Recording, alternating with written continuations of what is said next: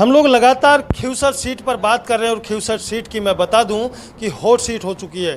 जी हां दोस्तों, खींवसर सीट पर उपचुनाव को लेकर लगातार चर्चा कर रहे हैं। हमारे साथ हैं आशीष खांडल, जिनसे बात करेंगे। सर, आप क्या कहेंगे खींवसर सीट की अगर मैं बात करूं तो एक तरफ बेनीवाल ने अपनी धर्मपत्नी को टिकट दिया है, कनिका बेनीवाल को, दूसरी ओर भाजपा प्रत्याशी है रेवतराम डांगा, तीसरी ओर रतन चौधरी है जो कि कांग्रेस से।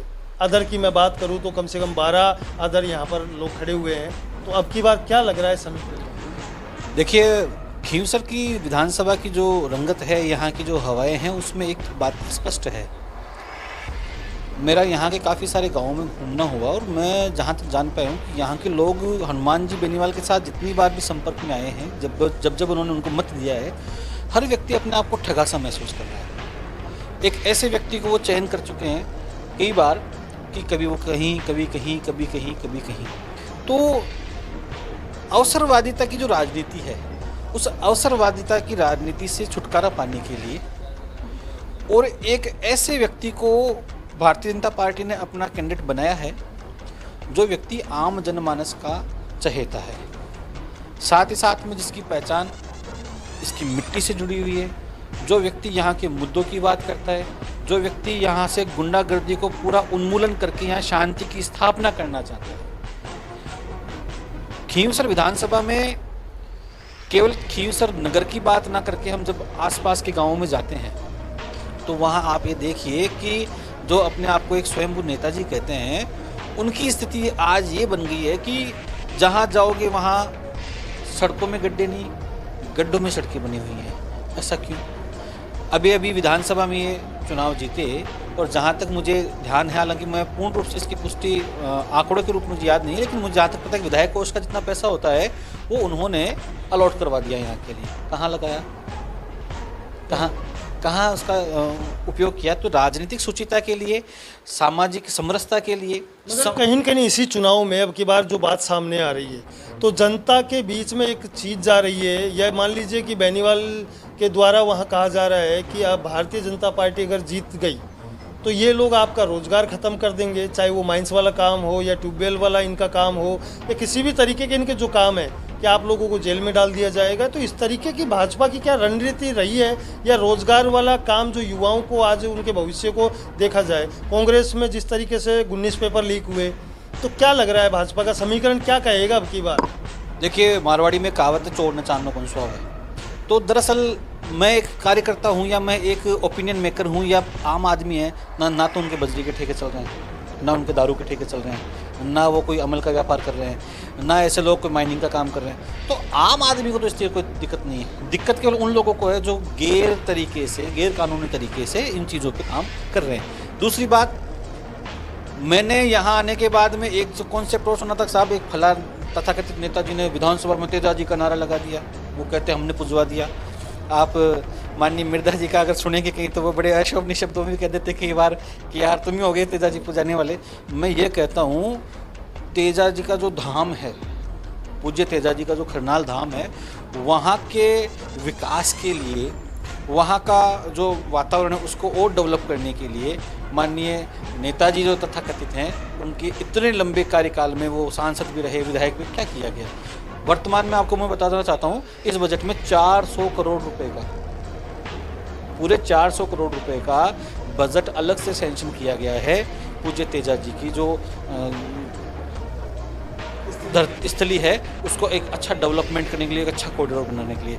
तो मैं सोचता हूँ कि धार्मिक और सांस्कृतिक रूप से जितना अच्छा कार्य भारतीय जनता पार्टी कर रही है, वह लोगों को आध्यात्मिक रूप से भी जोड़ती है और धार्मिक रूप से भी जोड़ती है। भाजपा की सरकार अगर बनती है अब की बार, यानी कि भाजपा का आपका विधायक बनता है, तो क्या क्षेत्रीय जो काम है, विकास है, या युवाओं का जो रोजगार है, कितना विकसित कर पाएंगे, कितना गतिशील की ओर ले जाएंगे? देखिए, मैं इस बात पर आपको कहूँगा कि भाजपा, आपने अभी कहा कि भाजपा की सरकार बनती है, भाजपा की सरकार ऑलरेडी बनी हुई है, लेकिन इसमें महत्वपूर्ण विषय ये है कि मुख्य धारा में आने के बाद में कार्य को गति थोड़ी ज़्यादा मिलती है। क्यों? क्योंकि कई बार ऐसा देखने को मिलता है, आप भी अनुभवी हैं, आप बहुत लंबे समय से पत्रकारिता में, कई बार ऐसा देखने को मिलता है कि विधायक जब किसी अन्य पार्टी का तो विधायक खुद अपनी देशी भाषा में कहते हैं मुंड में राग डाल लेता है।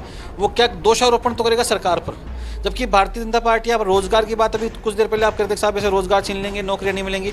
भारतीय जनता पार्टी ने अभी 4 दिन पहले की बात बताता हूं कि स्वायत्त शासन मंत्री माननीय झाबर सिंह जी खर्रा और माननीय मुख्यमंत्री जी ने निर्णय लिया गया कि ईओ आरओ की भर्ती में फर्जीवाड़ा हुआ, तो उसको उन्होंने तुरंत ही रद्द कर दिया। ऐसा है कि आप देख रही हो, पुलिस के पीछे पुलिस भग रही है, पुलिस के आगे पुलिस और पुलिस के पीछे पुलिस भग रही है, और ऐसे ही अनेकों जो भर्तियां हुई हैं जिनमें फर्जीवाड़ा हुआ है वो सारी बैन है। तो अब ये देखिए, अगर यहाँ पर भारतीय जनता पार्टी का जैसे चलो कि विधायक नहीं था, फिर वो लोकसभा में चयनित होकर के लोकसभा चला गया, लेकिन अगर वो पहले भी यहाँ रहता तो क्या भारतीय जनता पार्टी क्या करती है? भारतीय जनता पार्टी सबका साथ, सबका विकास, सबका विश्वास और सबका प्रयास के मूल मंत्र पर चलती है।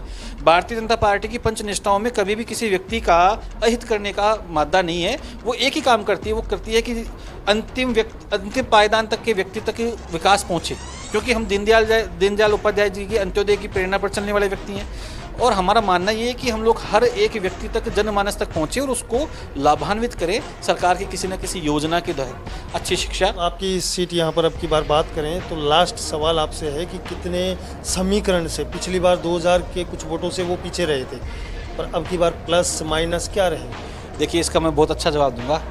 आपका हनुमान जी बेनीवाल से मिलना हो तो उनको पूछना, ऐसे आत्मा पे हाथ रख के बताएं।